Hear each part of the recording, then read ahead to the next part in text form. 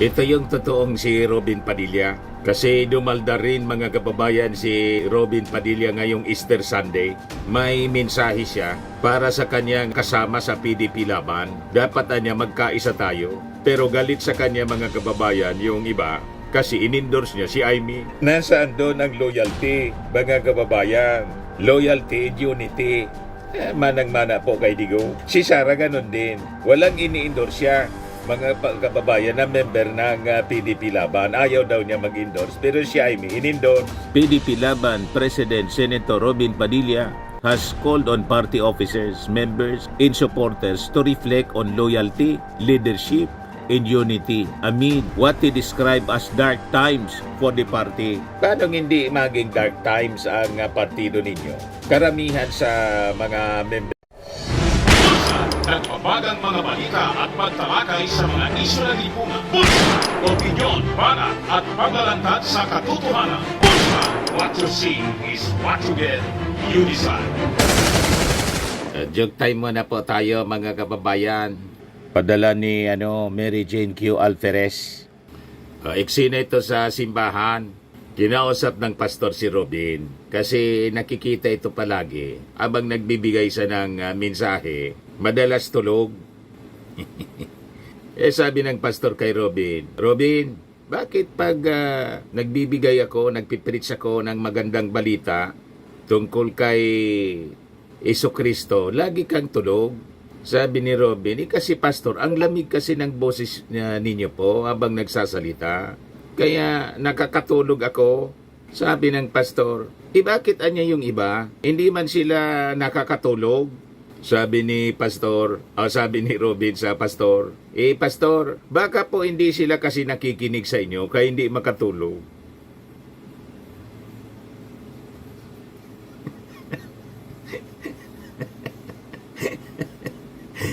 Attentive siya na nakikinig sa malamig na boses ng pastor kaya nakakatulog siya. Baliktad. Yung hindi makatulog, hindi niya yon siguro nakikinig. Kaya hindi naapektuhan ng malamig na boses. Matindi magpalusot mga kababayan si Robin. Anyway, joke man lang po. Si Robin pong kilala ninyo. Hindi man yun Christian. Lumipat na sa Muslim. So hindi po siya si Robin na tinutukoy dito sa kwento. Kapangalan lang po. Matik na 200 pesos. Kasali ka na rin sa monthly raffle draw natin. Pag nabunot ka, 5,000 pesos yung cash prize. Pag hindi, qualified ka pa rin sa ating grand draw sa December po. 10,000 pesos na yung ating cash prize. Di bueno, dito na tayo sa ating topic. Ito yung totoong si Robin Padilla. Kasi dumalda rin mga kababayan si Robin Padilla ngayong Easter Sunday. May mensahe siya para sa kanyang kasama sa PDP laban. Dapat niya magkaisa tayo. Pero galit sa kanya mga kababayan yung iba kasi in-endorse niya si Amy. So magiging kaagaw pa si Amy Marcos mga kababayan ng mga members ng PDP laban na kandidato sa pagkasenador. Pero nananawagan si Robin Padilla for unity. Yan po si Robin Padilla. Sabi dito sa report ng Impact Leadership, Robin urges PDP members to choose unity, loyalty, and Lenten message. Loyalty? Galit yung iba kasi in-endorse niya mga kababayan si Amy Marcos na hindi man member ng PDP laban. Pero si Amy Marcos, ganyan na yung tumalo na. Sabi ni Larry Gadon, isang malaki anyang pagkakamali kay Senator Amy Marcos na nagpa-endorse siya kay BP Inday Sara dahil ito ay isang case of death. Ganon din si Camille Villar dahil wala naman talagang tao ang mga Duterte. Hindi lang si Sara yung nag-endorse kay Amy Marcos, pati si Robin Padilla. Hoping na yung mga DDS iboboto siya. Halimbawa pa makakuha ng ilang DDS po. Pero ang DDS po, hindi mag-1 milyon. Kaya nga po hindi magtagumpay yung kanilang gustong isulog na people power matapos na hulihin ng Interpol at i-deliver sa ICC. Sidigo, wala. Lahat man lang hangin. Tama itong analysis ni Larry Gadon mga kababayan. tungkol kay Amy Marcos. Ngayon, going back kay Robin Padilla, nananawagan si Robin Padilla for unity and loyalty. Pero siya, in-endorse ang hindi isang non-member ng PDP. Nasaan doon ang loyalty, mga kababayan? Loyalty and unity. Manang-mana po kay Digo. Si Sara ganun din. Walang ini-endorse siya. Mga kababayan na member ng PDP Laban, ayaw daw niya mag-endorse, pero siya ay in-endorse. Di ba ba? Ngayon, yung political ads pong itim, nag-backfire pa kay Amy. Yan sabi dito ni Robin Padilla. PDP Laban President Senator Robin Padilla has called on party officers, members, and supporters to reflect on loyalty, leadership, and unity amid what he described as dark times for the party. Paano hindi maging dark times ang partido ninyo? Karamihan sa mga members ninyo galing sa kadiliman. Ang puno mismo ang leader mismo ninyo, leader ng kadiliman, mag-ama na leader ng kadiliman. Pati advertisement po itim. Talagang dark times. Tama kayo sa description. Dark times para sa inyo ito. Kaya yung sinasabi po doon sa political ads ni Amy Marcos, that is really the exact description. Not of this administration na gusto niyang patungkulan, gusto niyang tukuyin, kundi of the past administration. Tulad ng sinabi po ni Yossi Castro. Sabi ni Yossi Castro, ngayon anya, paputi na tayo. Kunting kula na lang, maputing-maputi na. Hindi anya itim. Ang itim anya, that is the description ng previous administration. Sabi dito sa report ng Impact Leadership, in a message on Saturday, Padilla lamented the rise of discord and undisciplined speech within the ranks, urging members to return to the party's core values and principles. Iyang pasimuno po ng discord kayo. Mani mga DDS vloggers ninyo, nag-aaway-away na, naglalaglaga, si Banat Bay, si Marlica, magkaaway. Ngayon, yung sumali sa inyo, si Peebles, bumaliktad na uli. Marcos supporter na ngayon. At nilaglag si Harry Roque. Nagkakagatan sila mga kababayan. This is an admission of disunity, discord. Sa kanilang hanay mga kababayan, ito na, sabi ni Robin Padilla. These are dark times, not for the lack of vision, but for the creeping fog of forgetfulness. When tongues wag without restraint, and discipline yields to discord, we risk not just division but disintegration. And so, we turn to what has always guided us, our credo, our 5 basic principles, the pillars that bind PDP Laban into something far greater than politics. Let us remember, trust in leadership is not weakness, it is our strength. And those who mistake noise for courage, whose prize pride over principle are not just misguided, they are dangerous, sabi po ni Robin Padilla. Nagkakagata na po sila. Yan ang sinasabi natin Kanya-kanya sila interest kasi po. Mismong si Sara Duterte ayaw endorse yung mga taga-PDP Laban. Pagkatapos, in-endorse si Amy Marcos. At siya mismo, in-endorse niya si Amy Marcos. Kaya siyempre, yung iba, mag-iisip, anong klase yan? Ba't mo i-endorse ang isang non-member? Kaya ito ngayon, mga kababayan, itong mini-mini Robin Padilla sa kanyang message po kahapon. Kasi ito, group chat wars. Robin Padilla exits over criticism of Amy Gringo endorsement. Pati pala si Gringo, in-endorse. Yan kasi, sabi dito sa Political News mga kababayan, Senator Robin Padilla has reportedly left the PDP Laban group chat following criticism from fellow party members over his endorsement of Senator Amy Marcos at sa dating Senator Gringo Honasan. According to insider sources, several members of the ruling party were upset by Padilla's move, especially since party chairman and former President Rodrigo Duterte has not extended his endorsement to the two candidates. Kaya nag-lenten message po siya man lang po ang punot dulo. Malamang yung endorsement ni Amy, may consideration yon. Yung endorsement niya kay Amy Marcos. Siyempre may budget yan. Baka naghanap buhay din siya, Hanap buhayan niya tayo. Anyway, hindi man ako kandidato. Bilang artistaan niya, pwede ako mag-endorse. Maghanap buhay tayo.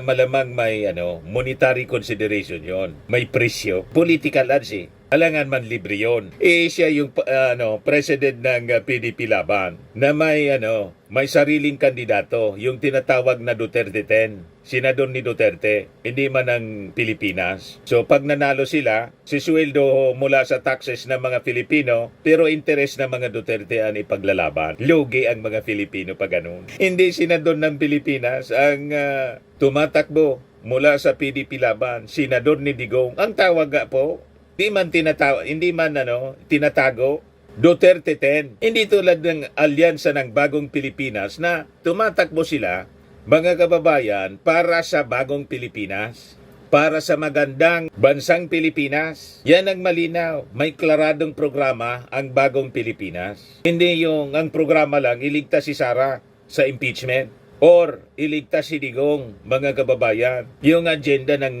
isang pamilya, yon ang sinusulong ng PDP Laban. Payag kayo na sisweldo sila mula sa ating taxes, pagkatapos hindi man sinusulong yung interes ng ating mga mamamayang Filipino. O ngayon, nag-away-away sila kasi in-endorse si Amy, pagkatapos si Gringo ni Robin Padilla, tapos mananawagan siya ng unity and loyalty.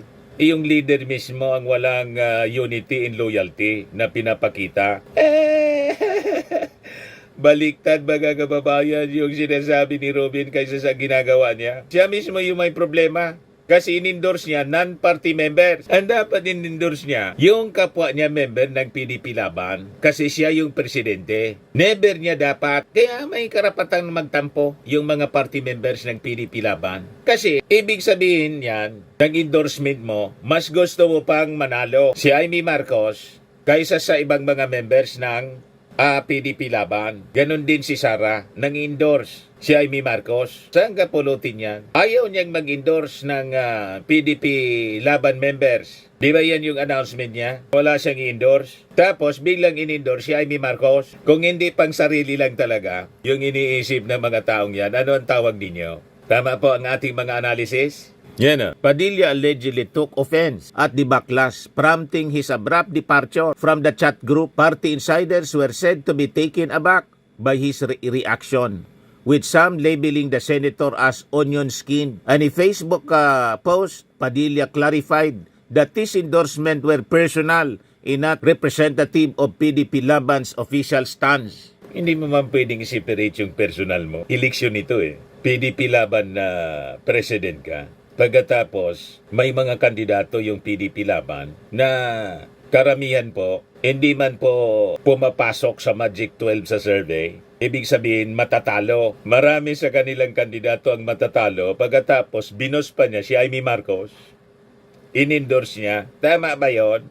Huwag din yung tatantanan po, mga PDP member, si Robin Padilla. Sabi ni Robin, this is my personal decision. It has nothing to do with the Duterte movement that our political party is promoting, sabi po niya. Vice President Sara Duterte is not a member of PDP Laban, has also publicly backed Marcos. Talagang magagalit po, kahit man ako, member ng PDP Laban, tapos kandidato sa pagkasenador. Tapos yung presidente ng PDP Laban, si Robin Padilla, endorse ibang kandidato. Ano ba itong partido ni Amy Marcos? NP yata, Nationalista Party, na kasama sa alyansa ng Bagong Pilipinas. Pero umalis na si Amy Marcos, sumama sa mga Duterte, kay Sara Duterte. Tapos nauna pa yung PDP Laban na president, si Robin Padilla, nauna pang nag-endorse. Gumawa ng advertisement. Malamang tama yung duda natin. In-endorse ito ni, may monetary consideration, may talent fee, tulad ng pag-endorse ng mga artista sa mga politiko. Kaya sinasabi ni Robin Padilla, personal daw niya yon, hindi kasama yung partido. Presidente ka ng partido, pagkatapos gagawa ka ng personal na desisyon na mag-endorse ka ng kandidatong hindi member ng partido mo. Ano ka? Umalis ka na lang bilang presidente ng partido mo. Mag-ordinary member ka, kahit nga ordinary member. Alangan, na-endorse mo as ordinary member yung non-member ng partido mo na tumatakbo sa parehas na posisyon na tinatakbuhan ng mga kasama mo sa partido PDP.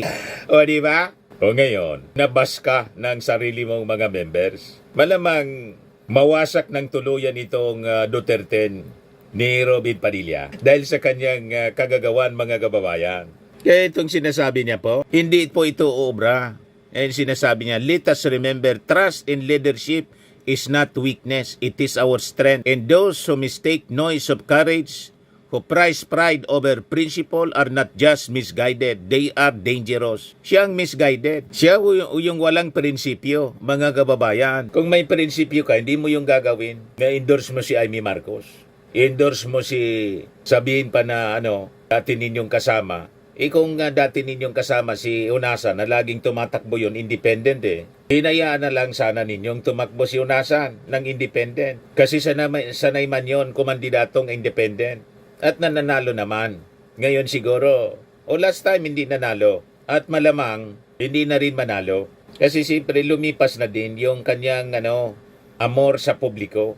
Ganon yan Lumilipas talaga. So, pag nawasak po, nagkawatak-watak yung PDP laban, ang cause mismo nito, si Robin Padilla, yung presidente. Saka si Sara. Kasi si Sara in-endorse din. Walang in-endorse na PDP laban, nag-endorse ng Mangga. Ang in-endorse niya, Partido Mangga. Pareha sila Mangga. Ikaw naman na Mr. Maravillas. Bakit mo man nasabi? Kasi, alam naman natin kung ano ang intensyon ni Amy Marcos.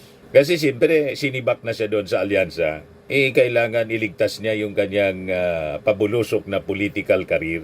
Kasi inaaway-away niya yung kapatid niya. Imbes na sumama sa kapatid niya, inaaway ng mga Duterte, pinagbantaan, sumama sa kaaway, naligaw ng landas ngayon, kailangan din ni Sara Duterte, si Amy. Kasi isasalang na siya sa impeachment trial. Kailangan niya ng number. So lahat ito personal. Magagamitan yung dalawa, magagamitan sila. Tama pa? Parehas Mangga. Manggang propeta ng kadiliman. Sabi yan ni Chis Escudero. Yan sabi ni Chis, huwag tayo magpadala sa mga propeta ng kadiliman na nagsasabing itim at hindi makulay at maliwanag ang bukas. Ang liwanag at pag-asa ang mensahe ng muling pagkabuhay at huwag nating payagan at tayaan ng sinuman na kawin at bawiin ito sa atin. Yan sabi ni Chis Escudero. Ang mensahe niya ng Easter is one of hope, not despair. Huwag tayo magpadala sa mga propeta ng kadiliman. Escudero said in a Lenten message in what appeared to be a veiled response to a recent political ad by Senator Amy Marcos and impeached Vice President Sara Duterte. The controversial ad, which aired ahead of Holy Week, featured the two officials dressed in black and painting a grim picture of the country, with Duterte declaring itim ngayon ang kulay ng bansa, sa gutom at krimen nagluluksa. Followed by the lines, gutom na ang sikmura, gutom pa sa hostisya, ginigipit ang hindi kaalyansa. Kaya sabi ni Escudero, ito ang panahon upang isantabi muna ang anumang hidwaan, panggagamit, panlalamang, pagkakaiba ng pananaw at ang politika na madalas nag-ati-ati sa atin. Kapwa muna bago ang sarili. Lahat pang sarili po nila yun. Hindi iniisip ang kapakanan ng bansa. Kaya sabi ni Inday Tasya sa kanyang advertisement, parody, iba to si Amy Marcos sa West Philippine Sea. Ito po, pakinggan natin. Blinag ko na po ito the other day. Parody ni pakinggan ninyo. Bullseye po dito si Amy Marcos. Saka si Sara Duterte, Itim ngayon ang kulay ng bansa. Sa confidential fund, ako'y nagpakasasa. Gutom ka sa pera. Gutom pa kay Sulay ka. Ang gigipit ang paborito mong Excel. Gutom kay Sulay ka daw. Pero sino nga ba sila? Sino si Mary Grace Jacobs? Shoot ka. Itim ang kanyang monay. Bulok na mangga. Itim ang kulay ng mata ni Sheriff na may black eye. Itim ang lakas ng iyong tama. Ang gaba. Diling magsaba. Iba to, si Senator Amy Marcos sa West Philippine Sea. Itim ngayon ang... Imbis iboto si Senator Amy Marcos, iba to si Senator Amy, hindi Amy Marcos sa West Philippine Sea. Nakakatuwa ito po. Iwan ko kung sino itong kasama ditong nag-act as Amy Marcos po. Ang titulo nito pong parody na advertisement, ng advertisement ni Amy Marcos, Amy lang.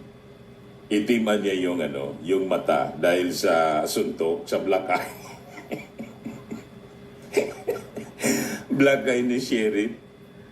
Yung binuntal po niya, no, na Sheriff ni Sara Duterte. Ulitin natin kasi nakakatuwa. kulay ng bansa. Sa confidential fund, ako'y Itim ang kulay ng bansa. ako. nagpakasasa. Gutom ka sa pera. Dali, replay natin. Itim ngayon ang kulay ng bansa. Sa confidential fund, ako'y nagpakasasa. Gutom ka sa pera. Gutom pa kay kulay ka. Ang gigipin ang paborito mong eksena. Marami ang nakalista. Pero sino nga ba sila? Sino si Mary Grace Piatos? Shoot. Sino daw si Mary Ang Grace kanyang Piatos? kulay, bulok na mangga. Itim ang kulay ng Bulok na mangga, manggagamit. Itim, ang lakas ng iyong tama. Ang gaba. Dili magsaba. Iba to, si Senator Amy Marcos sa West Philippine Sea. Itim. Na. Di ba? Sakto mga kababayan. Yung parody po, mas nag-viral kasi sa original. Ito naman po, Firmax Firming and Lifting Cream. Pinapahid po sa mga pulses in affected area. Mainam po sa paninigas ng mga kaso-kasuan. Ito naman po, Automax Radiant Serum. Sa mukha naman yung application. Anti-aging po siya. You will look 10 years younger than your age. Sa mga cancer patients naman po, baka lang gusto ninyo itong itry. Neng siya red mixed fruit drink. Hindi mo po siya gamot, food supplement siya. Kaya lang, gawa siya mga kababayan sa goji berry. Yung goji berry may anti-cancer properties. O ngayon, yung mga inquiries ninyo, dumiritso na lang kayo sa aming messenger sa Facebook para masagot namin agad. Ayos pa? Ayos na ayos niya, Mr. Maravilla. At sa mga nagana po ng malinis and spacious fitness gym, pumunta lang po kayo sa aming Colossal Fitness Gym. May Grab ka rental din po kami. Ito naman po yung bago naming product na binibenta online. Eye Glow Serum, whitening po siya. Tingnan ninyo yung epekto sa aking anak na architect before and now. Yung mga inquiries po ninyo, dumiretso na lang kayo sa kanyang Facebook account, Riz Maravillas.